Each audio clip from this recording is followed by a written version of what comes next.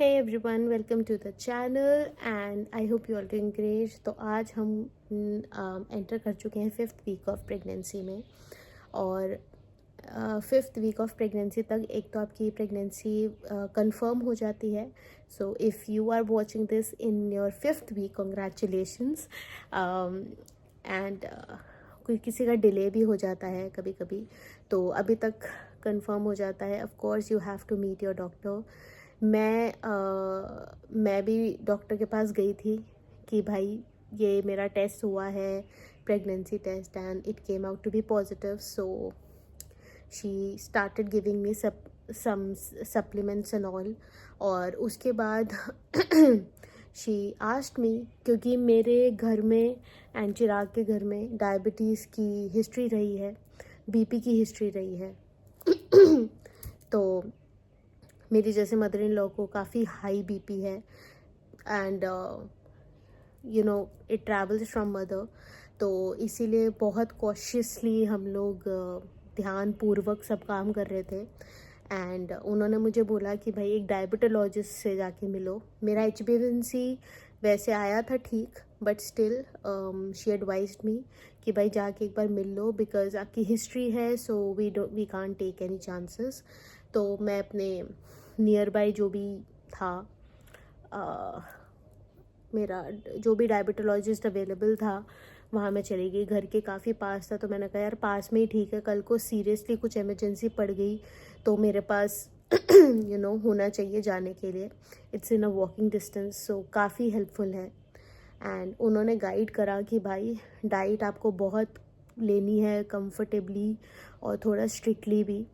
अभी 4 वीक्स तक तो मैं सब खा रही थी सॉरी, बाहर से भी खा रही थी, सब कुछ चल रहा था। बट इस टाइम पे मैं डर गई थी। मैंने कहा यार, और मैंने काफ़ी आर्टिकल्स पढ़े हुए थे, रिसर्च करी हुई थी, यूट्यूब वीडियोस देखी हुई थी कि इस टाइम पे ना प्रेगनेंसी में ऑब्वियसली शुगर लेवल्स बढ़ जाते हैं, क्योंकि आपका जो डाइजेशन है वो धीरे धीरे स्लो होने लगता है। तो it will take some time to digest, और वो शुगर लेवल्स भी बढ़ा देते हैं। तो मैं ज़्यादा कॉशियस हो गई थी। मैंने कहा यार ये नहीं होना चाहिए, so I have to eat right. And तो मैंने सोचा ठीक है, अभी उस टाइम के लिए तो कुछ भी स्टार्ट नहीं करा था डॉक्टर ने। और मैंने कहा चलो ठीक है, I will take care of my meals and all. और ऐसा भी नहीं था कि मेरे को जिम मना करा था। जिम के लिए ये ज़रूर बोला था कि भाई हैवी वेट उतना मत उठाना कि जिससे पेट ना स्क्वीज़ इन हो, क्योंकि जब भी हैवी वेट्स हम लिफ्ट करते हैं तो पेट ऑटोमेटिकली स्क्वीज़ इन हो जाता है, नो मैटर आप कौन सी एक्सरसाइज कर रहे हो। तो मैं मोस्टली अपनी I started gymming 1 year back, almost 1 year back. And मैं काफ़ी तो नहीं, बट अपने लेवल के हिसाब से मैं हैवी लिफ्टिंग करने लग गई थी। 10 kg एक साइड पे और 15 kgs तक मैं पहुंच चुकी थी। बट मैंने कहा इस टाइम पे डॉक्टर की ही सुननी चाहिए, दैट इज़ बेटर। और मेरे जो चेंजेस थे वो as similar to 4th week थे। मेरे को क्रैम्पिंग होने लग जाती थी कभी कभी ना, पेट में ऐसा लगता था कुछ चल रहा है। I know that's very weird to hear, but मेरे को ऐसा लगता था कुछ चल रहा है, कुछ रेंग रहा है, या फिर मेरे जो टेस्ट बड्स थे वो चेंज होने लग गए थे।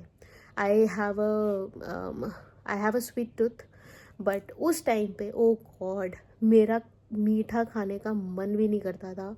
मेरे को सीरियसली ऐसा होता था, मेरे को ना अचार और रोटी दे दो, I am happy with that.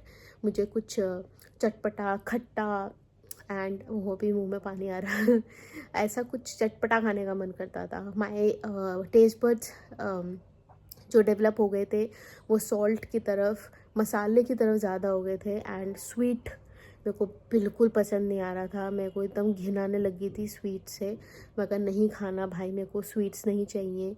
और उस वजह से थोड़ा मेरे मूड स्विंग्स होने लग गए थे कि मतलब मुझे मूड फूड चाहिए था, but at the same time I had to make sure कि भाई मैं कुछ फालतू ना खा रही हूँ, गलत ना खा रही हूँ। और मेरा जो डाइट में चिराग, क्योंकि वही बनाते हैं, he is an expert in that. तो उन्होंने मेरे को जो बना के दिया था that was high in protein and high in fats, low in carb and high in fibre. तो कार्ब को छोड़ के बाकी सब हाई था एंड वो मैंने फॉलो करना स्टार्ट करा और 5th वीक ऐसे ही हंसते खेलते निकला। तो this was pretty much about my 5th week of experience. अब मैं आपसे मिलूँगी 6th वीक के वीडियो में, तब तक के लिए take care and bye bye.